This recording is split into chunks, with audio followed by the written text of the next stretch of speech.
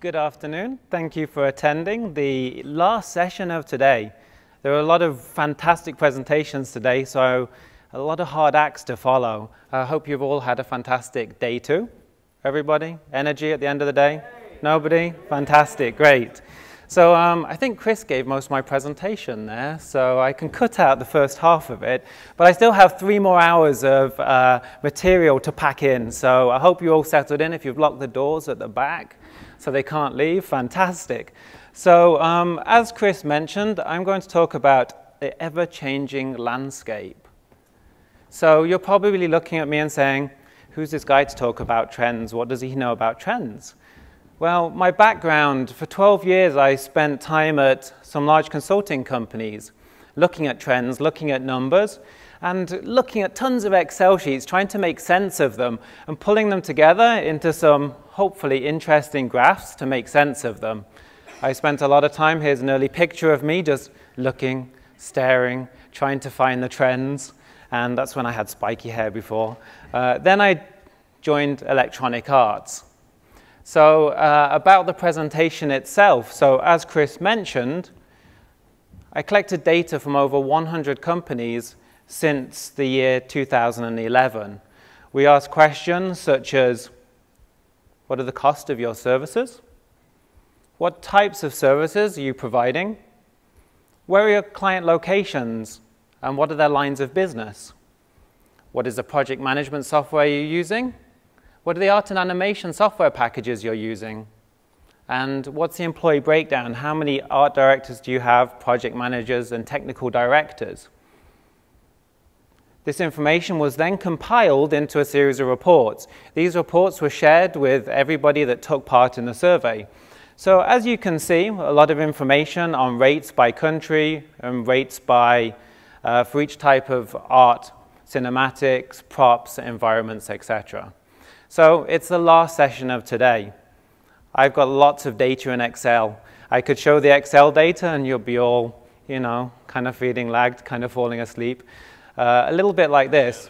In an effort to alleviate the effects of the, anyone? This could be me just walking through the data. Past and you would be all like this. Anyone? And that's not what I want today. So I want to take an entertaining look at the trends that we're seeing today.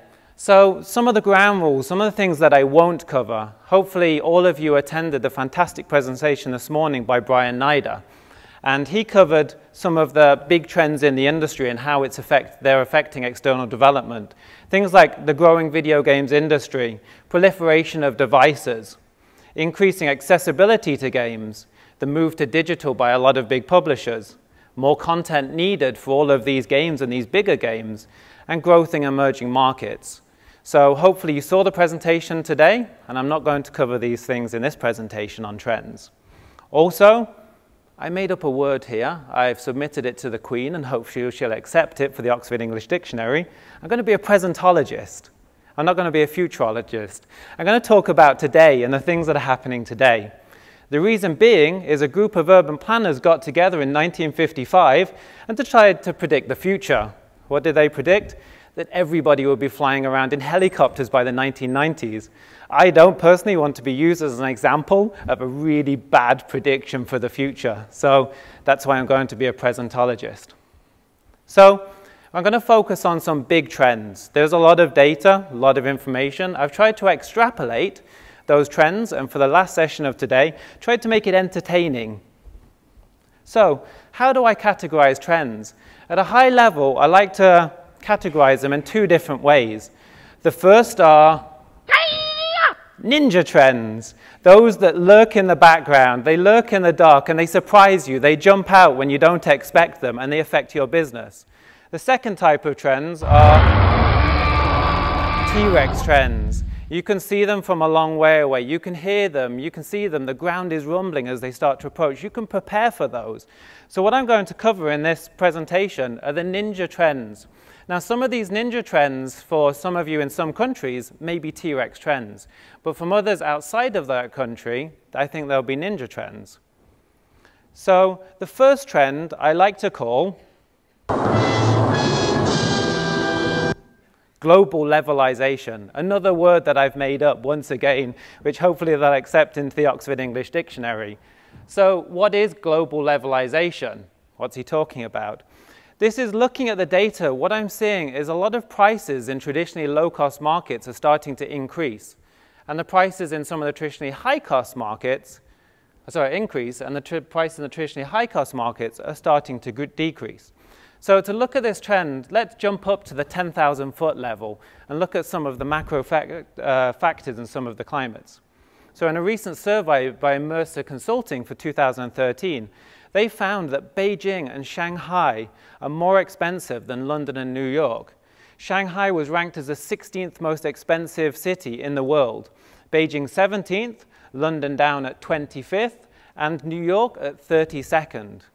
Costs of living are increasing in some of these cities in traditionally low-cost markets. Also, if we jump across to see the cost of living, in Shanghai, you can see it's the most expensive place on this list, more expensive than London and Vancouver to buy your milk, and very expensive, a lot more than London, to buy your bread.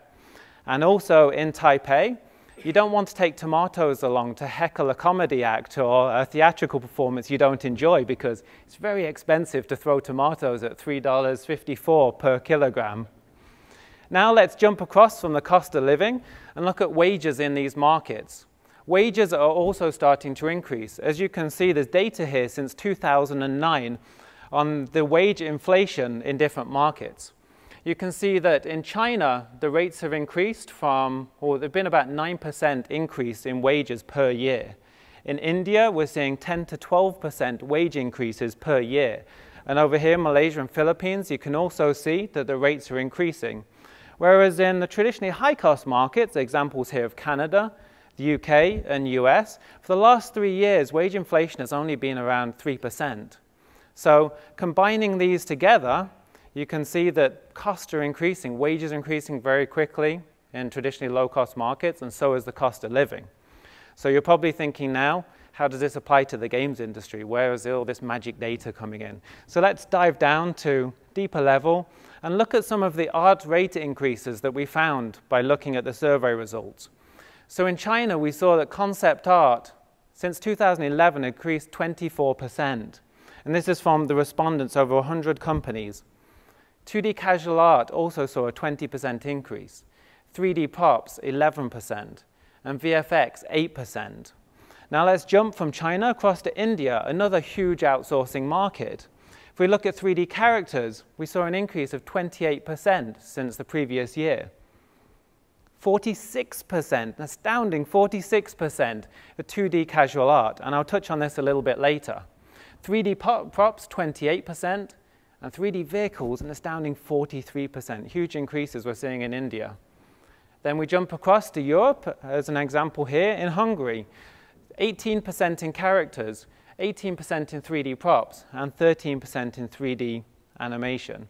So we can see India, China, Hungary, 3 big markets for external development. We're seeing rapid wage increases.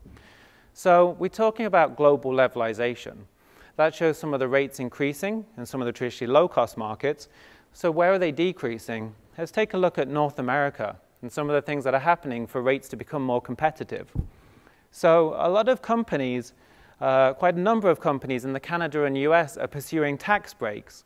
Some regions give tax breaks of 30 to 35%. They can then pass those cost savings on to the clients. So their rates are decreasing with these tax breaks. Also, some teams are augmenting their high-cost team with teams in low-cost markets, so they share the work and then can reduce the rates.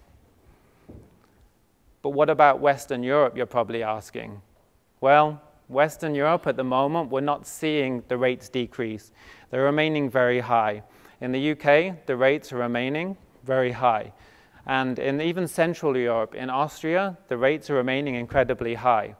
So there's not really any tax incentives at the moment in the UK, so they can't reduce their rates. However, organizations such as TIGA are lobbying the government. They've been lobbying the government for 5.5 years in the UK to try and get tax breaks for game development companies. The effect so far of not having the tax breaks is the number of people in the games industry in the UK has dropped 41% since 2009 because it's so expensive to work with UK companies.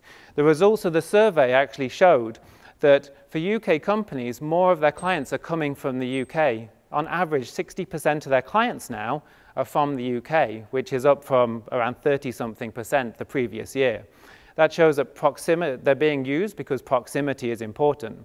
Same with Austria. What we're seeing there is most of their clients are from inside Austria, where proximity and sometimes language is very important. So some things to contemplate. Put your hand up in the room if you're from an external development company and from publishers and developers. Okay, so a good mix. So some things to contemplate for external development companies. Are you creating a clear value proposition for when rate differences against competitors aren't minimal?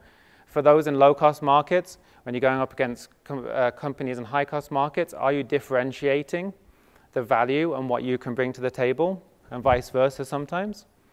Are you taking advantage of tier 3 cities in your country? And for developers and publishers, if cost savings are key, are you keeping a balanced country portfolio? Are you looking at some of the other markets, such as Indonesia and Thailand, and Malaysia, where rates are still quite low because they haven't seen those huge wage inflations and huge increase in the cost of living in some of those? And are you helping your external partners achieve production efficiencies? Very, very key, and something that was covered in the previous talk. So are you working with them to make sure that the cost of the assets is decreasing by helping them attain those efficiencies? So the next one I'd like to go on to, I'd like to call the Darwinian Effect. What is the Darwinian Effect? What is he talking about? This doesn't really say much. The market changes are having a range of Darwinian-like effects on external development companies. What does this mean? Let's take the case of the Dodo to begin with. Who knows about the Dodo? So the Dodo was a flightless animal that lived on the island of Mauritius. It had an abundance of food. It ate nuts and leaves and berries. It laid its eggs on the ground because it had no predators. It was perfectly set up for the current climate in Mauritius. It had abundance of food, lay its eggs on the ground, no predators. Then things changed. The Dutch came along on the way to Indonesia. They brought rats and dogs and pigs. They came onto the island, and the Dodo wasn't scared of them. It became the perfect food source, its eggs and the bird itself for the Dutch, and the animals that they brought along. So what happened to the Dodo, unfortunately, is it became extinct. Are there? No pity for the Dodo. So it's happening to some external development companies too. We're seeing a number of companies, and a huge increase since the last year in the number of companies that are going extinct. They're not investing in the right technologies. They're not keeping on top of market trends. They're not investing in the talent. They're not investing in making sure they get competitive rates, and they're falling by the wayside and going extinct. The second set classification of companies I like to call, well, we're going to talk about the antelope. So the evolution of the antelope. The antelope used to wander through the meadows, eating all of the leaves that were on the level, about eye level, and it was happy it had an abundance of food. But then the leaves started to secrete a toxin, which poisoned the antelope. So the antelope adapted. It gained an immunity to the poison that was secreted. So the bush adapted, and it started to grow the leaves up high on the tree. So the antelope adapted again, and it grew a long tongue and a long neck over time so that it could continue to eat. So this is similar to a lot of external development companies that we're seeing. A lot are adapting with market changes. They continually change in terms of their offerings. They offer different services. They add to their services. They change the mix. Maybe they started offering 3D services, and with the increase in mobile games, they moved to 2D. Or they started to adapt and add some type of engineering offering. So these companies are adapting with the market. They're keeping on top of market trends. Third, I'd like to talk about the Gator. So the gator hasn't changed at all in its body shape in 200 million years. It's thrived without any issues. And there's a lot of companies that we see as well that are thriving. They're not really changing. They've invested in the processes. They've invested in efficiencies. They've invested in the talent. So they could just continue to operate and continue to thrive. However, things can change. And someone who's a company that's an Antelope could easily become a Dodo. And one day, if they don't keep on top of market trends, then the Gators could also become Dodos. So things to contemplate. What category, if you're from a vendor, do you fall in? Are you monitoring this to make sure that you're adapting with market changes? Are you monitoring these trends? Are you aware of the potential ninja trends, the underlying trends that could jump out and affect your core business quickly and overnight and put you out of business? Developers, are you assessing your partners? Are you helping them assess themselves to make sure they're set up to support you in the future? And are you keeping your partners up to date with your future needs so they can adapt as needed? The third trend I like to call mitosis mania, or cell division. So this is something else that I saw from the data. A number of companies are starting to divide.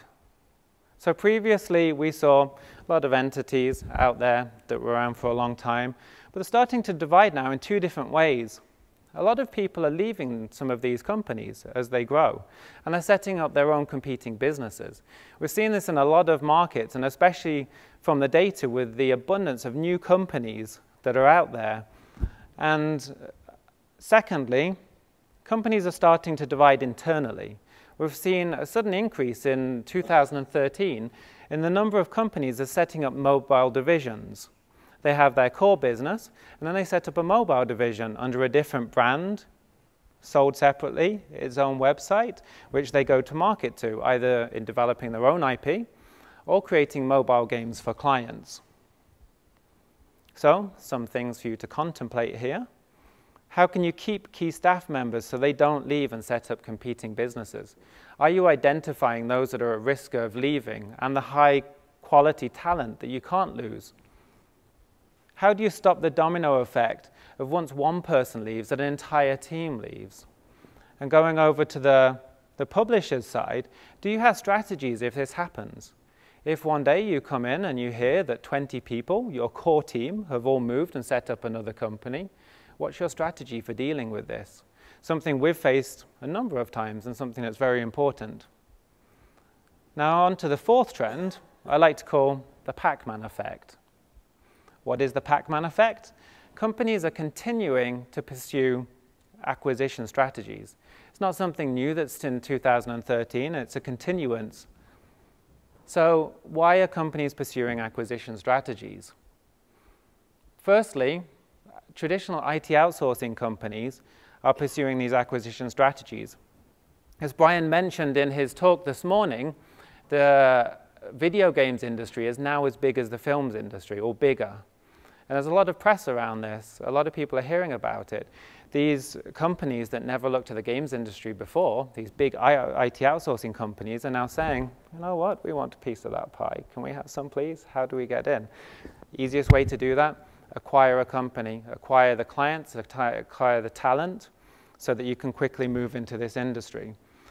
An example of this that's out there publicly is Globant, who acquired Nextiv. They wanted to grow the mobile talent, so they acquired a mobile company to bring that with experience in mobile games. So they quickly had that talent and expertise. Game developers and publishers are also acquiring some of their outsourcing partners. And we've seen an increase in this too. Sometimes they want to reach out and have a low-cost center somewhere. What's the quickest way of doing that? Just buy a company, a lot quicker than identifying a location, setting up the facilities, and recruiting all the talent. A publicly announced example of this is when WarGamingNet acquired Nikitova in the Ukraine. They liked the talent, and they wanted them to work on their new MMO. Third group of companies that we're seeing doing this are game arts and software engineering external development vendors. There's a number of examples where teams want to branch out into another country. they want to lower their costs by not only having a location in China, but maybe in India or somewhere in Europe, to diversify, to be nearer to the clients or to lower the costs. And lastly, film and animation companies. We've seen a number of film and animation companies looking to or acquiring companies or outsourcing vendors that are working with the games industry, because sometimes they can leverage the same talent. Another way for them quickly to get a low-cost center to work on their films and their movies, because they're facing the same problems with costs continuing to increase. So some things to contemplate. Are you keeping an eye on the market and who is being acquired? Do you have a risk mitigation strategy if your vendor is acquired? Are you planning ahead? So, to round things up, some additional observations. I'm not going to apply any nutty names to these ones. So something I covered earlier, casual 2D art costs are increasing in major external development low-cost locations. When we looked at the data, we saw that in China, casual art rate increases have been 20%.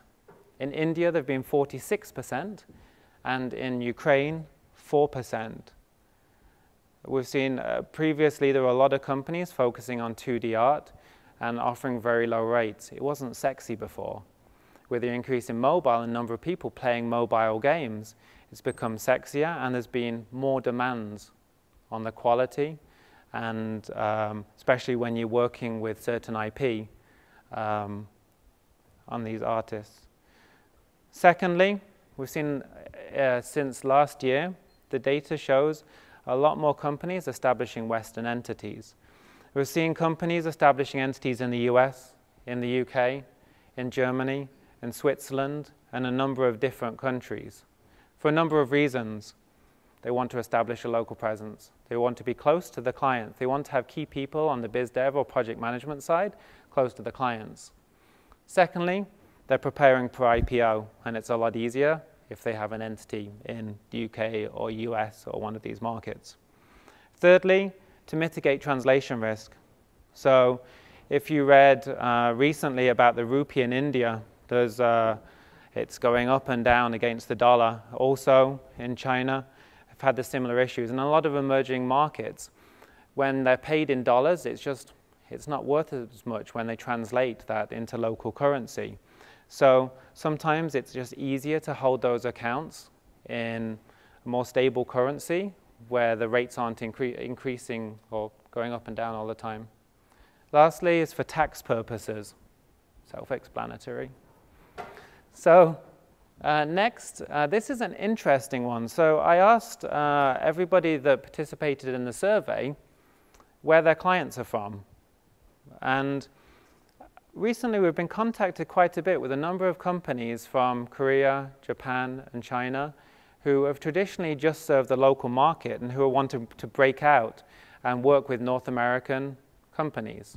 So I thought the data would say there's been a huge increase in companies from China and from Korea and some of the other countries from the US. But the data didn't show that actually. It showed a huge increase in the number of clients from Japan and Russia since last year. So looking at some of the data, Chinese companies have seen an increase from 6% of their clients being from Japan to 20%. India companies have seen an increase on average from 1 to 8%. And UK companies have seen an increase from 3 to 15% of their clients coming from Japan. Jump over to Russia, and Chinese companies have seen an increase from 0 to 7% of their clients coming from Russia. So big sudden increases, unexpected increases, kind of that ninja unexpected from Russia and from Japan. The last trend, dedicated team creation. So there's been an increase in the number of dedicated teams formed or captive centers at outsourcing providers. We've seen a number of big publishers, developers wanting to lock in talent. An example here of one that was publicly announced.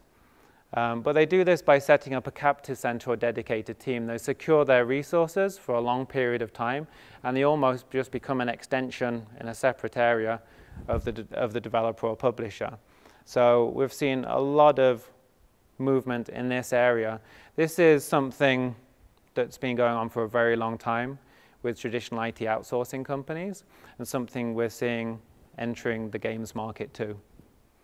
So, just to recap, we talked about global levelization, we talked about the Darwinian effect, we talked about cell division, and we looked at some additional observations. And I missed Pacman, we talked about him too. So, all of you that purchased the Premier Pass, and anybody that participated in the survey, will receive all of the data behind this, as in the reports I showed earlier.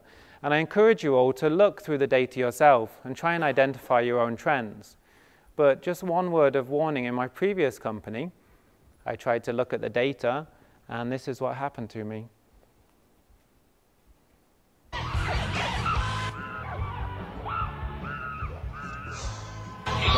Guys, just thought you might want to know, sales aren't up, they're down.